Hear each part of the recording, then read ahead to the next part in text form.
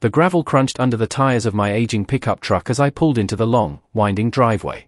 Sunlight dappled through the canopy of ancient oaks, painting shifting patterns on the freshly tilled earth. This was it. My sanctuary. After years of saving, scrimping, and dreaming, I had finally bought my little slice of heaven, 5 acres of rolling hills and whispering pines, far enough from the city to breathe, but close enough to civilization to be convenient. The air was thick with the scent of wildflowers and damp earth, a heady perfume that filled my lungs with a sense of possibility. I hopped out of the truck, stretching my stiff limbs, and gazed out at the vista before me. The land sloped gently down to a small, babbling creek, the sound a constant, soothing murmur. Here, I would build my dream home, a simple cabin with a wraparound porch, a place to escape the noise and chaos of modern life.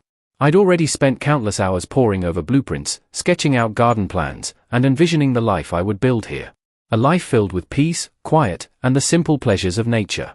The previous owners had been an elderly couple who had lovingly tended the land for decades, and I felt a deep responsibility to honor their legacy.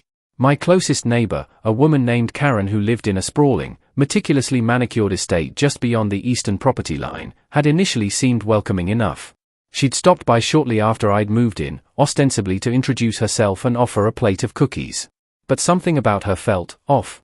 Her smile didn't quite reach her eyes, and her questions felt more like veiled judgments. She'd inquired about my background, my profession, and my plans for the property with a thinly disguised air of skepticism. "Are you sure you're up for all the work?" she'd asked, her tone laced with doubt. "Country living isn't for everyone, you know." I'd brushed it off at the time, chalking it up to neighborly concern. But a seed of unease had been planted, a tiny prickle of discomfort that I couldn't quite shake. It was a feeling that this idyllic haven might not be as peaceful as I had hoped. That plate of cookies, now sitting half-eaten on my kitchen counter, seemed to mock me. What had initially appeared to be a friendly gesture now felt like a calculated move, a subtle assertion of dominance. Karen's visit replayed in my mind, each word, each gesture, scrutinized under the harsh light of growing suspicion.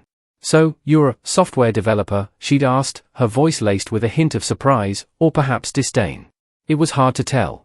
"That's quite a change from country living, isn't it? We don't get many tech people around here." The "we" hung in the air, an unspoken declaration of belonging, a subtle reminder that I was an outsider. She'd then moved on to my plans for the property, her questions becoming increasingly pointed.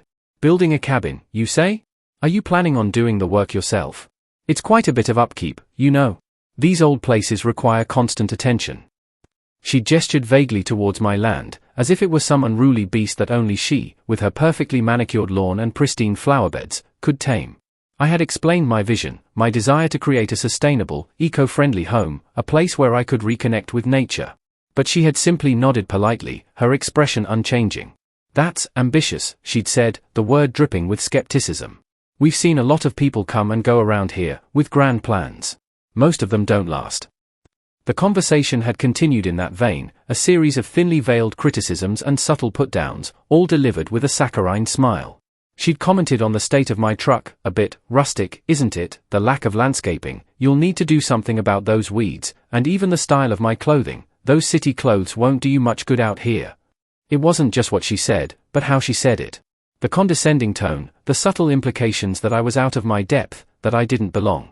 It was as if she believed I was somehow unworthy of this land, incapable of appreciating its beauty or understanding its rhythms. As she walked back towards her immaculate property, I couldn't shake the feeling that this was just the beginning. The storm clouds of Karen's disapproval were gathering on the horizon, threatening to darken my hard-won slice of paradise. The initial unease quickly blossomed into full-blown hostility. It started subtly, almost imperceptibly, like a slow drip eroding stone. A complaint about the unseemly height of my grass, which was, in reality, perfectly within the acceptable range. A pointed question about the permits I had, or hadn't, obtained for my modest landscaping efforts. Then came the noise complaints. I'd been carefully dismantling an old shed on the property, piece by piece, trying to salvage as much of the wood as possible. The rhythmic tap-tap-tapping of my hammer seemed to drive Karen to distraction. She'd appear at the property line, her arms crossed, her face a mask of barely concealed annoyance. "Are you planning on doing that all day?" she'd ask, her voice sharp enough to cut glass. "Some of us are trying to enjoy the peace and quiet." Then came the boundary dispute. A survey clearly marked the property lines, but Karen insisted that a small patch of wildflowers near the edge of her manicured lawn was actually part of her land. She even went so far as to erect a small, decorative fence, encroaching several feet onto my property. It was a blatant act of aggression, a territorial marker laid down with deliberate intent. But the most infuriating acts were the passive-aggressive landscaping choices. Karen began planting a row of towering leyland cypress trees along the property line, effectively creating a green wall that blocked out the afternoon sun. She knew how much I valued the light in my future garden, how crucial it was for growing vegetables and herbs. It was a calculated move, designed to deprive me of something I cherished.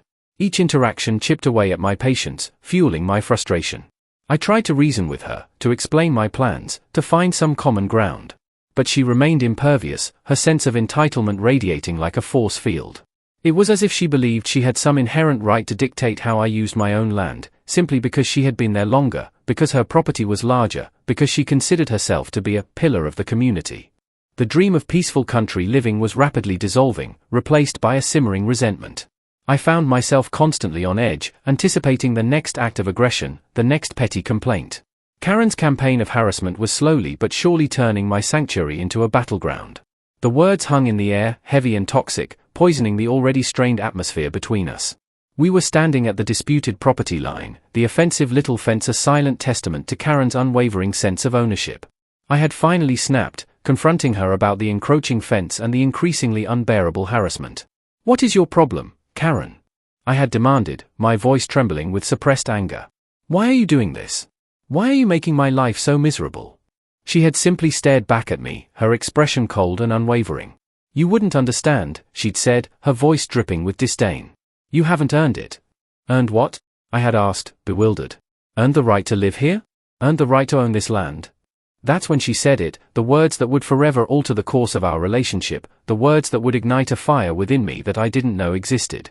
"You don't deserve this land," she had declared, her voice laced with venom. "People like you, you just don't appreciate it. You haven't worked for it, you haven't sacrificed for it.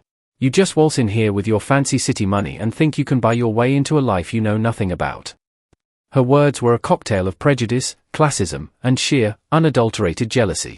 She saw me as an outsider, an interloper, someone who hadn't paid their dues, someone who hadn't suffered the hardships she believed were necessary to truly appreciate the land.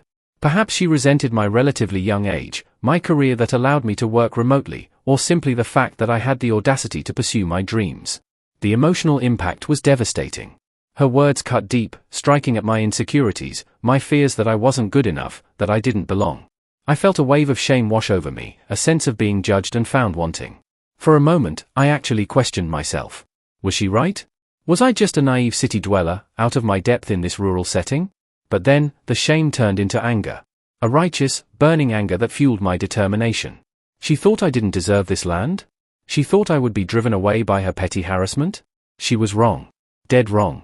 Sleep became a luxury I could no longer afford. Karen's words echoed in my mind, a relentless loop of negativity that chipped away at my resolve. The joy I had once felt for this land was now tainted with bitterness and resentment. The dream I had so carefully cultivated was slowly turning into a nightmare. My mind raced, searching for a solution, a way out of this escalating conflict. The first option that presented itself was confrontation. I could march over to Karen's meticulously manicured lawn and give her a piece of my mind, tell her exactly what I thought of her prejudice and her petty harassment. But I knew that would only escalate the situation, turning it into a full-blown war. Then there was the legal route. I could hire a lawyer, file a lawsuit, and fight her in court. The boundary dispute was a clear violation, and her constant harassment could potentially be construed as a form of intimidation.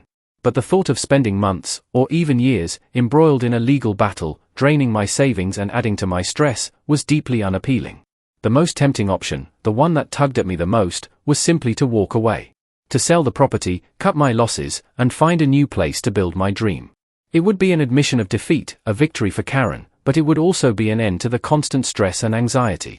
The emotional toll was immense. I felt like I was being driven out of my own home, forced to abandon the land I had worked so hard to acquire. The thought of giving up on my dream, of letting Karen win, was almost unbearable. Sleepless nights were spent poring over real estate listings, researching different locations, trying to imagine a life elsewhere. Each click, each search, felt like a betrayal of the promise I had made to myself, a surrender to Karen's tyranny.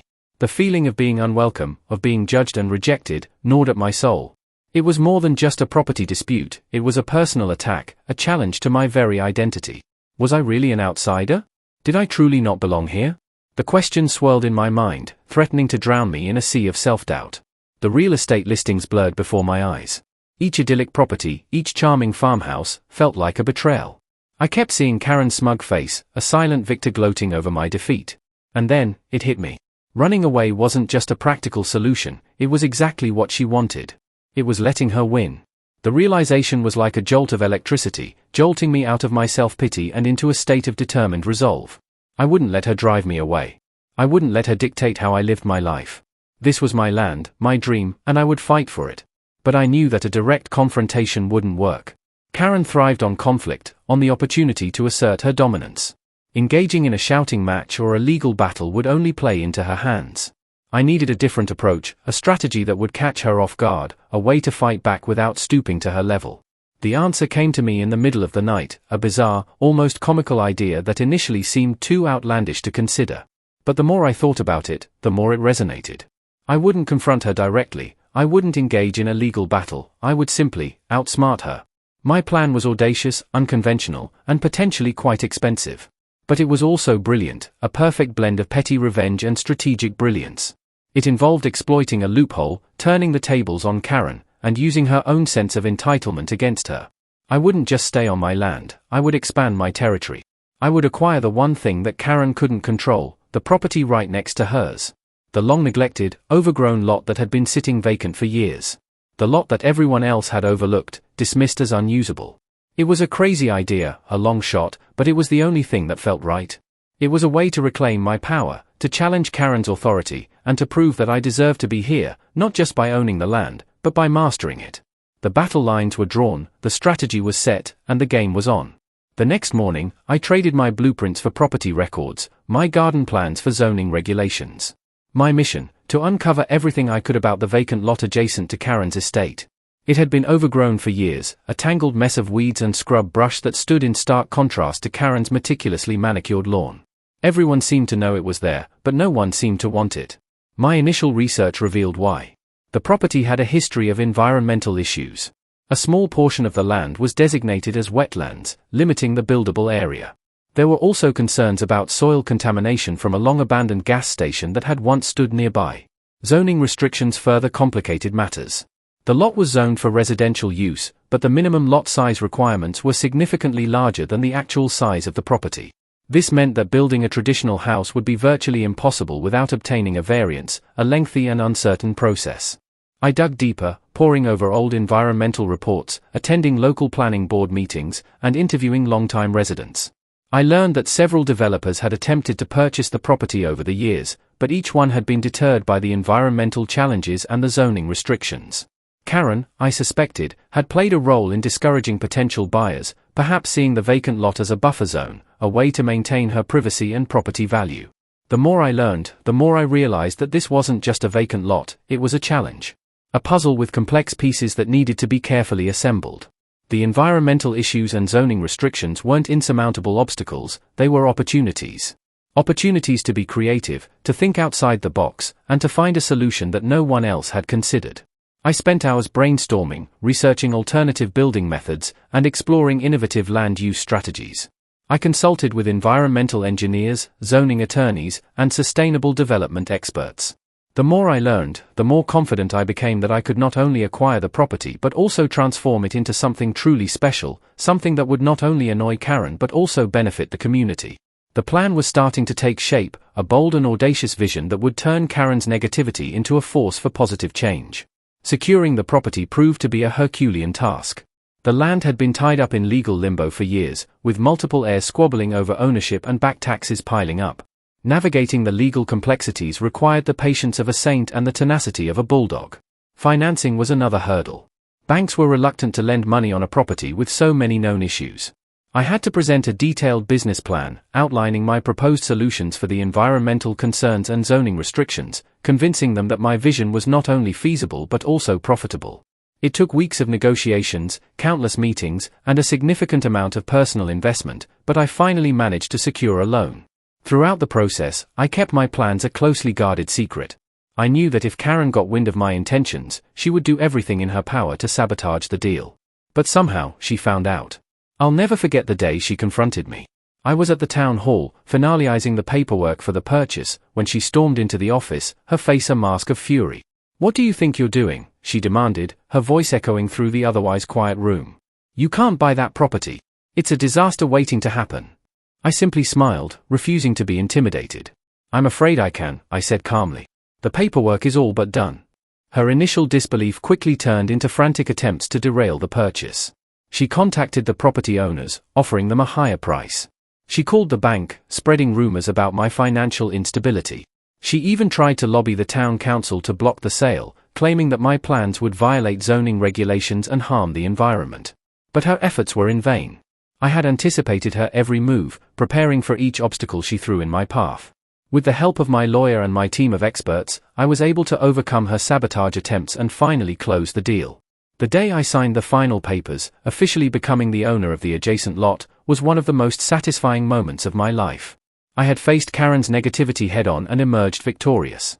The battle was far from over, but I had won a crucial first victory. The game was truly afoot. With the deed in hand, the real fun began. My plan wasn't to build another house, not exactly. My goal was far more nuanced, far more satisfying. It was to transform the neglected lot into something that would simultaneously benefit the community and subtly torment Karen, all within the bounds of the law. First came the landscaping. Knowing how much Karen valued her privacy, I decided to plant a native wildflower meadow along the property line.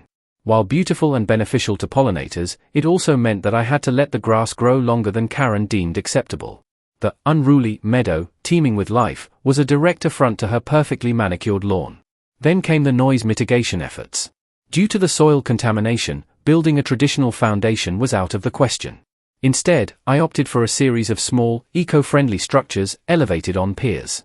To minimize noise during construction, I invested in state-of-the-art soundproofing equipment, which, ironically, had the unintended consequence of amplifying Karen's own activities. She could no longer host her garden parties without the risk of disrupting the delicate sound readings required for my project. But the pièce de résistance was the community garden. I partnered with a local non-profit to create a shared garden space on the property, providing fresh produce to low-income families in the area. The garden quickly became a hub of activity, attracting volunteers from all walks of life. Karen, of course, was not pleased.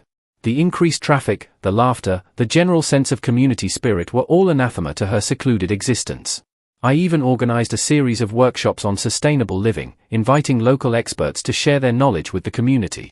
The workshops were held in a small, open-air pavilion on the property, strategically positioned to maximize the view of Karen's estate. The topics ranged from composting to rainwater harvesting, all designed to highlight Karen's unsustainable lifestyle and her disregard for the environment. Each action was carefully calculated, designed to push Karen's buttons without crossing the line into illegality. It was a delicate dance, a game of psychological warfare played with gardening tools and zoning regulations. And I was determined to win. Karen's reaction was predictable. Her initial disbelief quickly morphed into a full-blown meltdown. She couldn't comprehend that her carefully constructed world, her perfectly curated reality, was being disrupted by a newcomer who dared to challenge her authority.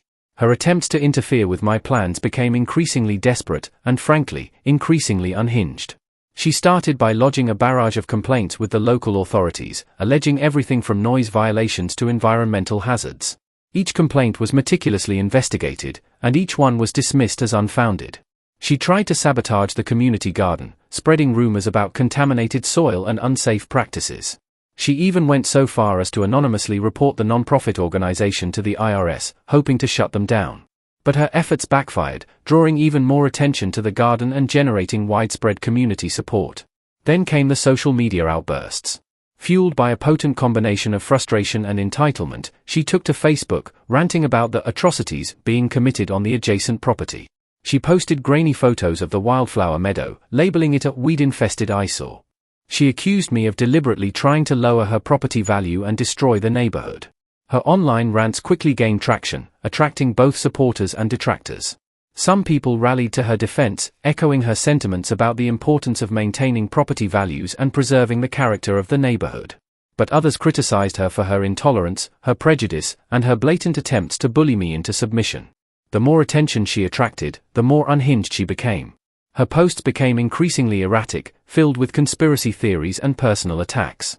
She even started harassing the volunteers at the community garden, verbally abusing them and accusing them of being urban riffraff. It was clear that she was losing control, unraveling under the weight of her own negativity. Her carefully constructed facade of respectability was crumbling, revealing the ugly truth beneath. And while I took no pleasure in her downfall, I couldn't help but feel a sense of satisfaction. She had underestimated me, and she was paying the price. What I hadn't anticipated was the outpouring of support from the rest of the community.